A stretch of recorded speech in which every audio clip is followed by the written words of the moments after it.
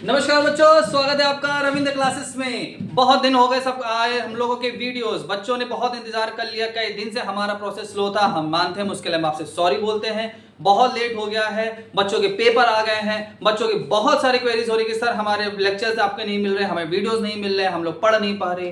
तो बच्चों का ख्याल रखते हुए हम सब वापस आ गए हैं बिल्कुल नए अंदाज से।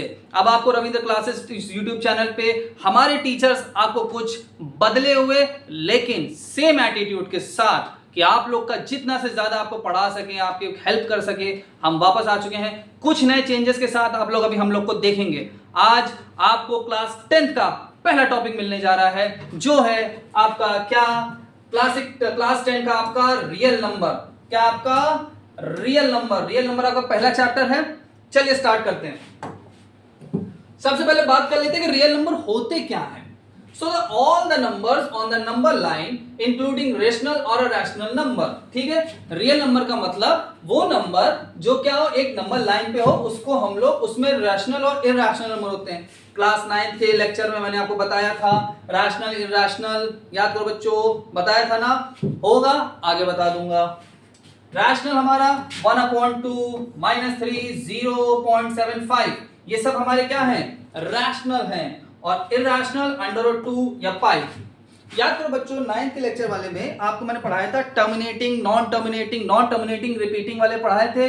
तो एक ऐसे नंबर जो सॉल्व हो जाए, टर्मिनेट हो जाए, सीधे सीधे भाषा में जो टर्मिनेट हो जाए वो आपका क्या है, रैशनल। और जो आपका नॉन टर्मिनेटिंग, नॉन रिपीटिंग वाला जो आपका आए वो आपका क्या होगा, non terminating, non repeating.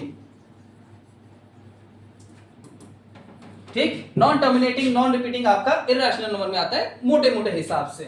Next, अब हमारा क्लासिफिकेशन ऑफ नंबर्स में क्या क्या होते हैं एक रिकॉल करते हुए चल रहे हैं। 9th का टॉपिक है, समझ लेते हैं हमारे 10th के बच्चों के लिए, उन्हें भी आता है लेकिन पढ़ने में क्या जाता है, नेचुरल नंबर की बेटा बात करें तो नेचुरल नंबर हमारे 1 2 3 4 5 एंड सो ऑन, जहां तक आप लिख सकते हो वो आपके क्या है, नेचुरल नंबर।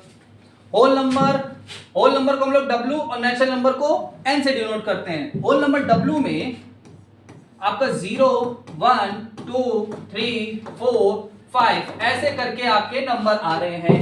अब इसमें आप लोग कहोगे कि सर हमें वो डिफरेंस याद है जो अपने 9th के लेक्चर में बताया था कि नेचुरल नंबर और होल नंबर में क्या डिफरेंट होता है। नेचुरल नंबर हमारा 1 से स्टार्ट होता है और होल नंबर हमारा 0 से स्टार्ट होता है। कई बार बच्चे कंफ्यूजन में टीचर बच्चों से पूछ लेते हैं कि बेटा नेचुरल नंबर और होल नंबर में डिफरेंट क्या होता है। तो जो सबसे बड़ा डिफरेंस है वो ये है, 0। क्या है, 0 है आपका वो नंबर जो कि नेचुरल नंबर और होल नंबर में डिफरेंशिएट करता है कि ये नेचुरल नंबर है, ये होल नंबर है। अगला आ जाता है इंटीजर्स को हम लोग Z से डिनोट करते हैं। किससे डिनोट करते हैं, Z से। Z का मतलब इसमें आपका माइनस का 5 भी होता है, माइनस का 4 भी होता है, माइनस का 3 भी होता है, प्लस का 3 भी होता है, प्लस का 4 भी होता है, प्लस का 5 होता है। कहने का मतलब अभी पीछे जो चैप्टर हमने स्टार्ट करा वहां मैंने बोला था ना नंबर लाइन पे, तो नंबर लाइन पे आपके माइनस भी होते हैं, प्लस भी होते हैं। तो प्लस माइनस को जब समेट लोगे आप, क्या समेट लोगे, क्या बन जाएगा, इंटीजर। ठीक है बच्चों। अगला रैशनल नंबर मैंने बताया, आज थोड़ा सा एक्सप्लेन कर दे रहा हूं। रैशनल नंबर जो P/Q के फॉर्म में हो, P/Q की फॉर्म में हो और सबसे मेन बात, Q की वैल्यू 0 ना हो, Q की वैल्यू 0 ना हो, मतलब डिनोमिनेटर 0 ना हो, तो उसको हम लोग क्या बोलेंगे, रैशनल नंबर। क्या बोलेंगे, रैशनल नंबर। इरैशनल नंबर को हम लोग I से डिनोट करते हैं और इसकी खास बात ये होती है कि ये नॉन टर्मिनेटिंग, नॉन रिपीटिंग। आप ऐसा एक नंबर उठा लो जिसको आप सॉल्व करते रहो, जैसे √2। बहुत बच्चे 100/33 को सॉल्व करते रह जाते हैं। पाई की वैल्यू जो कि 22/7। इन नंबर्स को आप सॉल्व करते रहो, पॉइंट से वैल्यू निकालते रहो 10 20 15 50 100 150 500 1000 प्लेस वैल्यू तो निकालते रहो, फाइंड नहीं कर पाओगे आप। क्योंकि ये नॉन टर्मिनेटिंग नॉन रिपीटिंग एक तरीके से, मतलब बार बार टर्मिनेट होएगा ही नहीं, ठीक है, इसलिए इसको इरैशनल बोलते हैं। रियल नंबर आपको पता ही है, रियल नंबर अभी हम लोग पीछे पढ़ के आए क्या, कि एक ऐसे नंबर जिसमें हमारे रैशनल और इरैशनल नंबर जुड़े हुए हों, मतलब ये रैशनल और इरैशनल, जिसमें हमारा p अपॉन क्यू वाली वैल्यू को भी जस्टिफाई वो कर रहा हो, और साथ ही साथ वो नॉन टर्मिनेटिंग वाला भी हो, जैसे पाई या √2, ये जितने में जुड़े होंगे वो सब हमारे रियल नंबर कहलाएंगे। यहां तक कोई प्रॉब्लम बच्चों, यहां तक कोई प्रॉब्लम, क्योंकि अभी कुछ पढ़ाया है नहीं, सिर्फ समझाया है, पुराना याद दिलाया है। अब मेन टॉपिक पे हम लोग आते हैं, ठीक है। चलो, एक हमारे भाई साहब जिन्होंने हमको बताया, कहा कि यूक्लिड जी थे, उन्होंने ना अपनी एक डिवीजन लेमा लिया है, यूक्लिड की डिवीजन लीमा लिया है। अब ये यूक्लिड की डिवीजन क्या है, अगर मैं सीधा सीधा बोलूं कि for any two integer a and b where a is greater than b there exist unique integer q and r such that a is equal to b into q plus r where r is smaller than 0 then r is smaller than 0, sorry, r is greater than 0 and smaller than b, r is 0 then greater and smaller than b। अगर बच्चों एक मोटी बात बताऊं, याद करो, ज्यादा दूर नहीं जाना। यूक्लिड जी ना काम तो अच्छा करके गए, लेकिन हम लोग पहले पढ़ गए। अब आप कहोगे सर कैसे, बताता हूं, याद करो, क्लास 8 का एक टॉपिक था एचसीएफ निकालने वाला, कह दो नहीं था कि नहीं था बच्चों, एचसीएफ निकाला था हम लोगों ने। वहां हमारे पास दो प्रोसेस होते थे, क्या होते थे, एक प्राइम मेथड से, एक डिवीजन मेथड से, होता था कि नहीं होता था। उसी डिवीजन मेथड को सीधा सीधा यूक्लिड जी ने अपनी अच्छी सी भाषा में सजा के, लिख के, बता के, रटा के हमें कह रहे हैं कि यूक्लिड डिवीजन लीमा कैसे, अभी मैं बताता हूं। अभी आप देखो एग्जांपल के लिए 20, ठीक है, 20 का मतलब एक इस सेंस में रखा कि a is equal to b into q plus r, where यहां जो कंडीशन लिखी थी कि 0 जो r होगा वो हमारा 0 से बड़ा होगा, स्मॉलर होगा, और b से छोटा होगा, ठीक है। तो अगर मैं कंपेयर करूं तो r की वैल्यू क्या है 2, b की वैल्यू क्या है 6, देखो छोटा है, और ये 0 से बड़ा और स्मॉल इक्वल देन है कि नहीं है, तो इस कंडीशन को जस्टिफाई करता है। हमें सिर्फ ये याद रखना है कि a is equal to b q plus r. अरे बच्चों याद करो, क्या division is equal to dividend into question plus remainder, वही लिखा है, कुछ एक्स्ट्रा पढ़ ही नहीं रहे हो आप लोग, सब कुछ वही पढ़ रहे हो, है ना। Division is equal to dividend into question plus remainder, याद करो, आया। एक प्रूफ भी होता था कि प्रूफ करके बताओ कि क्या इस कंडीशन को जस्टिफाई करता है। क्लास 8th वालों, अरे 9th वालों, आप 10th वालों, ये सब पढ़ा हुआ है आपका, पढ़ा है कि नहीं पढ़ा है, ठीक, टेंशन लेनी नहीं है, कुछ नया नहीं पढ़ रहे हो आप लोग। आगे चलते हैं, आ गया, कह रहा है find the HCF by the Euclid Lima. अब यहां उस बात को जस्टिफाई करते हैं। एग्जांपल के लिए उसने हमें दे दिया कि एचसीएफ निकालो 252 और 198 का by division step by step until remainder 0। क्या कि डिवीजन वाले तरीके से निकालो और आखिर तक 0 आ जाए, वही वाला ये a is equal to bq plus r, a is equal to bq plus r, इस वाले प्रोसेस से निकालो। ठीक है भाई, निकालते हैं, चलो याद करो बच्चों। कुछ ऐसा हो सकता है, मैंने कहा, मैं कह रहा हूं आपसे, कुछ ऐसा नंबर ढूंढो जिससे 198 इसको डिवाइड कर दे। याद करो, क्या वो एचसीएफ का प्रोसेस ऐसे करते थे डिवीजन मेथड में, ऐसे देखो बच्चों, ऐसे करते थे, बन जा करते थे, यहाँ लिखते थे, सॉल्व करते थे, आता था, यहाँ निकालते थे, 4 में से 9 तो जाएगा नहीं, 14 में से 9 गया तो 54, क्या ऐसे करते थे कि नहीं करते थे? बोलो बच्चों, मैं इस बात सुनना चाहता हूँ अपने बच्चों से, क्या उन्हें तरीका याद है? अरे बच्चों, यहाँ से कैरी लेके बन गया 12 में से 8 गया 4, एक कम हो गया, यहाँ बन गया 4 में से 9 जाएगा नहीं, एक कैरी लेंगे, यहाँ बन जाएगा 14 में से 9 गया 5, बचेगा कि नहीं बचेगा? भाई चीज यहाँ करनी है, सेम चीज यहाँ करनी, सेम चीज, कोई इसमें चेंज नहीं। ऐसे लिखो 198 इंटू 1 प्लस 54। क्या मैंने कुछ अलग किया? क्या मेरे बच्चों को समझ में आया? बच्चों को दिख रहा, समझ में आ रहा? कोई ऐसा लग रहा कि टफ है, सर नहीं समझ में आया? अरे भाई इसका किया same division is equal to dividend into quotient plus remainder वाले तरीके से किया, कुछ अलग किया मैंने नहीं ना। बस अब अगला नंबर ले लो 198, है ना, 198 ले लो। और करना क्या होता था, फिर उसके बाद हम ऐसे उतार के इस नंबर को यहां बुलाते थे 198, ऐसे करते जाते थे। अब वही चीज यहां करो भाई, 54 को ऐसे डिवाइड करो कि पूरा पूरा हो जाए। करके देख लेते हैं भाई।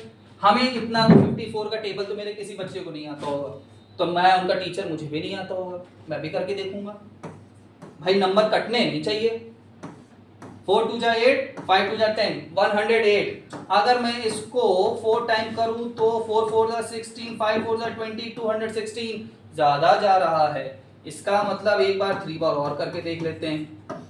4 3 जा 12, 5 3 जा 15 प्लस 16। हाँ 3 टाइम में तो मिल रहा है, 3 टाइम में मिल रहा है। कितना हो जाएगा 54 इंटू 3। इसको इरेज कर ले क्योंकि हमारे पास जगह कम है। 54 इंटू 3, जैसे ही 3 किया 8 में 2 गया, 8 में 2 गया तो 6, और 9 में 6 गया 3। क्या यही चीज आ गई लौट के? यही चीज आ गई लौट के। अब देखो 54 को लिखा भाई 36 से करना है, सीधा सीधा पता है 1 टाइम में चला जाएगा, क्योंकि 36 2 जा 72 बहुत ज्यादा हो रहा है कि नहीं? तो 36 प्लस 4 40, और उधर का 14, 14 प्लस 4 18। ठीक, अब आपको अगला देखो कैसे उतारा मैंने, ऐसे ऐसे ऐसे ऐसे। तो अब अगला ऐसे उतार ले 36 को। करना किससे है? 18 से। कितने टाइम जाएगा? 18 2 जा 36। और मेरे बच्चों, मैंने अभी बताया R फॉर रिमाइंडर। रिमाइंडर के स्टेप इसने क्या कहा था? ऐसा सॉल्व करो स्टेप बाय स्टेप कि रिमाइंडर क्या मिल जाए? 0। क्या हम वहां तक पहुंच गए? और अगर यहां तक पहुंच गए बच्चों तो सीधा सीधा HCF क्या हो जाएगा? देखो देखो देखो मेरे बच्चों, क्या HCF 18 हो जाएगा? बताओ, ये इजी स्टेप, इससे ज्यादा इजी स्टेप कुछ पता चलेगा? वही डिवीजन, वही सब कुछ, बस अलग अलग। कैसा? ब्रिज जैसा बन गया। और कभी भी भूलो तो देखो, ये देखो ब्रिज, ये देखो ब्रिज, ये देखो ब्रिज, ये देखो, ये देखो, है कुछ अलग? कुछ अलग नहीं है, कुछ भी अलग नहीं है।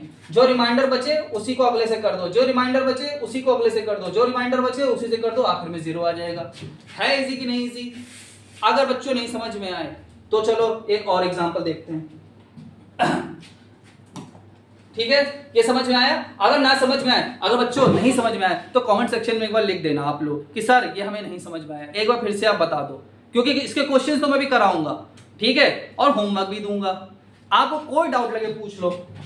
नेक्स्ट आया फंडामेंटल थ्योरम ऑफ अरिथमेटिक। क्या आया? Fundamental theorem of arithmetic. कह रहा है every composite number can be express as a product of a prime number uniquely except for the order. मतलब 100 हमारा कॉम्पोजिट नंबर है। प्राइम और कॉम्पोजिट नंबर तो जानते हो ना, प्राइम नंबर जो 1 और इटसेल्फ से, और कॉम्पोजिट नंबर जो 1 इटसेल्फ के साथ साथ और भी नंबर से होता हो। तो इसको अगर मैं सॉल्व करूं तो देखो 2 भी प्राइम, 2 भी प्राइम, 5 भी प्राइम, ये सब प्राइम है। तो हम ये कह सकते हैं कि हम इसको एक्सप्रेस कर सकते हैं प्रोडक्ट है ऑफ द प्राइम नंबर। ये प्राइम नंबर का प्रोडक्ट हो गया, है कि नहीं? समझ में आया कि नहीं? कोई प्रॉब्लम? ठीक है।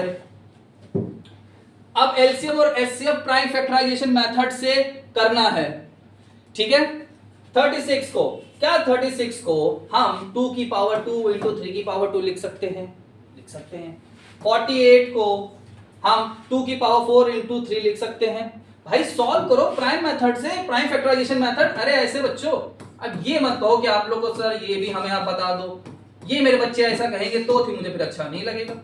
भाई फैक्टर बनाना तो आता है, ठीक है। उसी तरह 48 के बना लिए, एचसीएफ निकाला तो 2 की पावर 2 और 3 विच इज आंसर 12 आया। एलसीएम के लिए 2 की पावर 4 और 3 की पावर 2 ली। अब देखो बेटा ध्यान से समझो, एचसीएफ है, ठीक है, दोनों में एचसीएफ, तो 2 की पावर 2 दोनों में कॉमन है, दोनों में 3 कॉमन है, एलसीएम में लार्जेस्ट 2 की पावर 4 ले लोगे और 3 की पावर 2 जो लार्जेस्ट होता है ना, लार्जेस्ट कॉमन, लार्जेस्ट, इसीलिए तो इसमें ज्यादा लिया है, ठीक है, सॉरी लीस्ट वाला, ठीक है, समझ में आया। चलो आगे चलते हैं। इरैशनल नंबर हम लोग पढ़ चुके हैं, can be written in the form of p upon q, जिसको हम p अपॉन q के फॉर्म में नहीं लिख सकते, एग्जांपल के लिए √2, √3, पाई और e अभी आप लोग पढ़ोगे आगे। अभी अब एक आ गया कि प्रूफ कर दो कि √2 एक इरैशनल नंबर है। चलो उसने मुझसे कहा कि प्रूफ करो कि √2 एक इरैशनल नंबर है। मैं अपने मन से कहता हूं कि √2 एक रैशनल नंबर है। और भाई अगर रैशनल नंबर है, मैंने लेट कर लिया, मैंने मान लिया, मैंने लेट कर लिया कि √2 एक रैशनल नंबर है, और अगर रैशनल नंबर है तो p अपॉन q की फॉर्म में होना चाहिए कि नहीं होना चाहिए? होना चाहिए, ठीक है। स्क्वायर कर दो दोनों तरफ, जैसे स्क्वायर किया p square upon q square हो गया।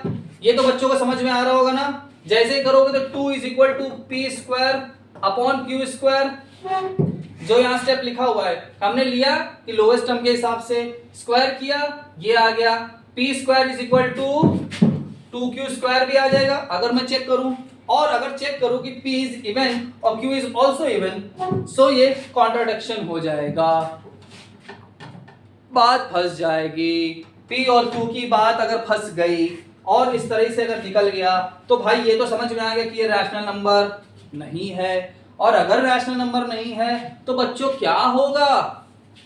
इरैशनली तो होगा, है कि नहीं? सिंपल। आगे बढ़ते हैं।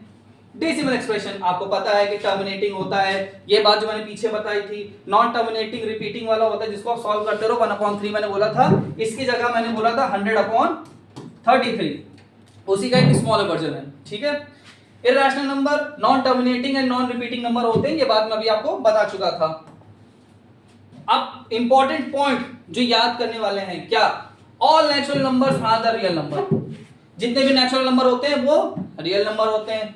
All irrational number are real but rational नहीं होते हैं, रियल होते हैं, रियल होते हैं। जितने भी इरैशनल नंबर हैं वो रियल हैं बट वो रैशनल नहीं है, तभी तो वो इरैशनल बने। अगर वो रैशनल हो जाएंगे तो वो इरैशनल नहीं रहेंगे। अगला, real number can B plotted on a number line. Real numbers को हम लोग नंबर लाइन पे प्लॉट कर सकते हैं, कैसे? ऐसे, ठीक है। रैशनल और इरैशनल इंटीजर वाला पॉइंट याद करो, बोला था ना जिसमें रैशनल इरैशनल और रियल नंबर में आता है, तो भाई हम रैशनल नंबर को तो कर ही सकते हैं ना। Fundamental theorem of arithmetic is unique. ये यूनिक होता है, ये यूनिक होता है, ठीक है। Euclid Lima help find HCF, और यूक्लिड लीमा से हम लोग एचसीएफ फाइंड कर सकते हैं। बेसिकली जो हम लोग दो नंबर का एचसीएफ निकालते थे डिवीजन मेथड का, उसका थोड़ा सा एडवांस वर्जन आप लोग पढ़ रहे हो। अब यहां पे आ गया कि यूज यूक्लिड लीमा फाइंड 240 और 428। बच्चों ये वाला अभी मैंने बताया था, वही √3 मान के ऐसे करना, p upon q, p square is equal to 3q square, दोनों हो जाएंगे क्या? कॉन्ट्रडिक्शन फैला देंगे, अपने एक दूसरे के सामने भसड़ मचा देंगे, कह देंगे ऐसा नहीं हो सकता। जब ऐसा हो नहीं सकता तो √3 का बन जाएगा rational number. Fundamental theorem of arithmetic आपके में अभी है लेकिन उसको करना नहीं है, क्लासिफाई करना है कि हमें ये वाले कि ये फॉलोइंग नंबर कैसे हैं, ठीक है। ये टर्मिनेटिंग है कि नॉन टर्मिनेटिंग है, तो terminating, non terminating, non terminating, ठीक है। ये वाला आप लोग निकाल ही सकते हो। 240 और 480 से सेम वही करना है, क्या लिखना? 428 और 240 से डिवाइड करके जो यहाँ पे आए प्लस रिमाइंडर, जो रिमाइंडर बचे उसको ऐसे यहाँ 240 यहाँ, फिर जो रिमाइंडर आए उससे मल्टीप्लाई। ये वाला